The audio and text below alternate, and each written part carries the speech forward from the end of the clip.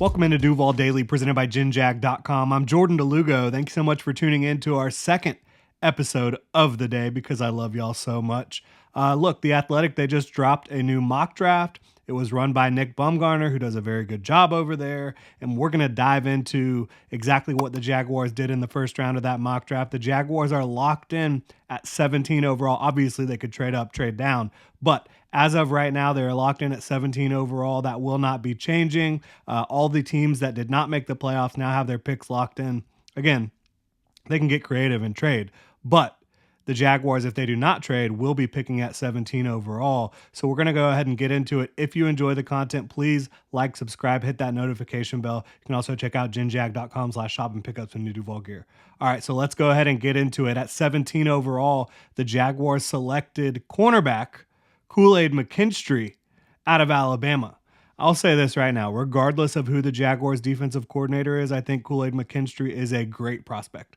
Very, very good prospect. He has patience. I think that consistently shows. He is confident, a smoothness about him, a confidence about him. He's got length. He can play physical both in coverage and coming downhill against the run and pursuit. He's a very balanced overall athlete at the position, very good size. I love me some Kool-Aid McKinstry. And I would be here for all the memes and all the fun that comes with having a player on your team named Kool-Aid. I really would. But I would hate this pick. Absolutely hate it. Adding a cornerback creates redundancy with the Jaguars roster. It is a luxury pick. The Jaguars currently have under contract Tyson Campbell, who is, when healthy, one of the very best young corners in the game. This kid is still only 23 years old. He will be 24, I think, later this spring. He'll be 24 for the entirety of the 2024 campaign. He was born in 2000. Tyson Campbell, again, when healthy, is one of the best young outside cornerbacks in the game. And Darius Williams is one of the most underrated players, regardless of position, in the NFL today. He is an excellent CB2. And he showed this year that if you need him to be CB1, he can do that too. Darius Williams is an excellent player. So when you talk about drafting Kool-Aid McKinstry, who again I like a lot, he's either a backup or you have one of those guys I just talked about on the bench now, or you cut Darius Williams to save cap space. That is a luxury. Cutting Williams creates a hole that you do not need to have on your roster. The Jaguars roster already has enough holes, thanks to Trent Baalke, thanks to his team building process over the last couple years. You do not need to create another hole by getting rid of Darius Williams, who was one of your 5 most consistent players in 2023. Bottom line, extend Darius Williams, who again is playing at a very high level, not forever.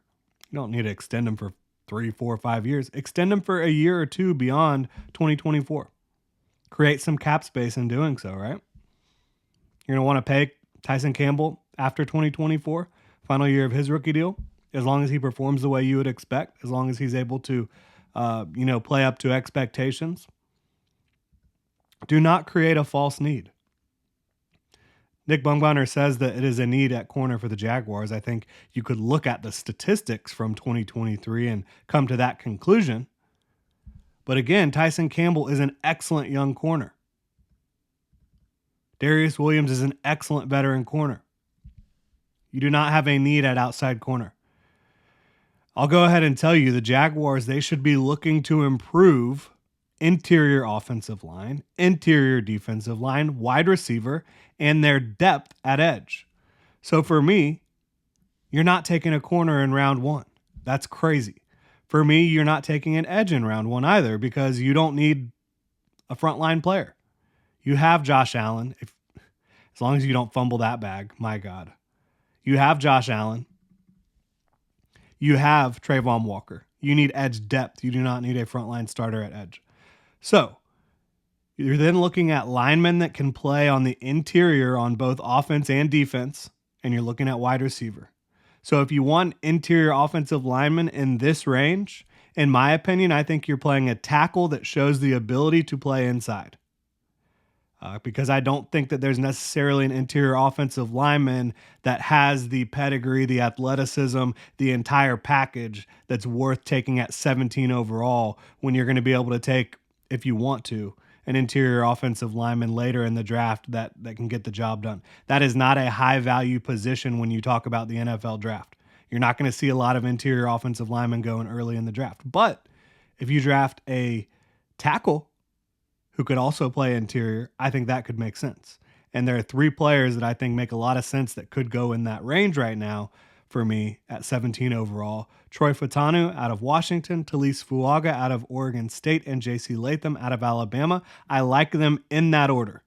Troy Fautanu is easily my favorite candidate, especially for a Doug Peterson offense, because he's a great athlete with great length that has played a little bit of guard throughout his career, mostly left tackle.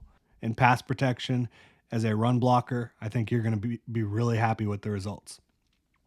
Defensive front is slimmer pickings in that range. Just based on the way the draft falls this year, if Jerzon Johnny Newton fell to 17, I would be all over that, but he is not bulky built. He's on the shorter side. He's not going to have the arm length requirements that Trent Baalke looks for. I love Byron Murphy, but he's also smaller. I just don't think you're looking at any guys in that range that really fit the Trent Baalke mold up front. So I strongly believe you need to draft an interior defensive lineman in free agency draft.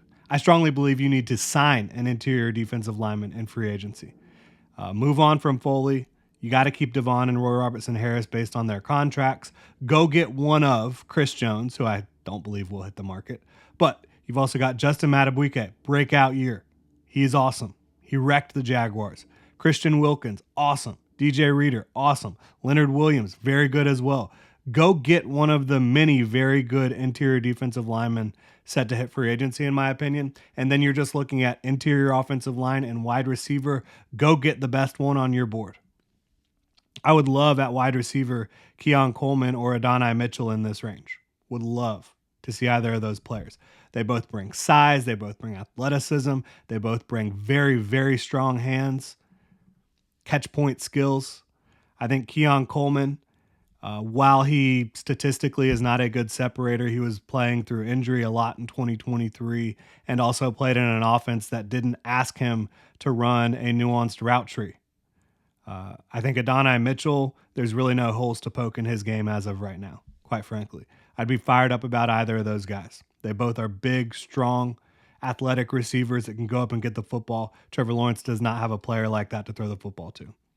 But keep in mind, Trent Baalke, who is the Jaguars GM still, somehow, has never drafted a receiver that became a quality starter. Not once. Not once. Maybe the best receiver he's ever drafted is Parker Washington. And he has only tried to draft a receiver in the first 2 days of the draft once. Epic failure in A.J. Jenkins. That's the facts. But again, drafting a cornerback to me would be a luxury. It would be redundant. It would be a team-building mistake. Unless you completely fix both interiors, offensive line and defensive line, and wide receiver in free agency. Maybe then I would be okay with a corner. I doubt that they can do that in free agency, though. Not that they can, that they will. How about that? So, not in on corner in the first round the way things stand with the Jaguars currently. But I do love Kool-Aid McKinstry. I do think he deserves to go in that range, just not to the Jaguars. Really appreciate y'all tuning in. Let me know what you think in the comment section below. You can also hit me up on Twitter at Jordan DeLugo. If you enjoy the content here, please like, subscribe, hit that notification bell. Check out ginjag.com/shop. Pick up some new Duval gear. Y'all have a good one.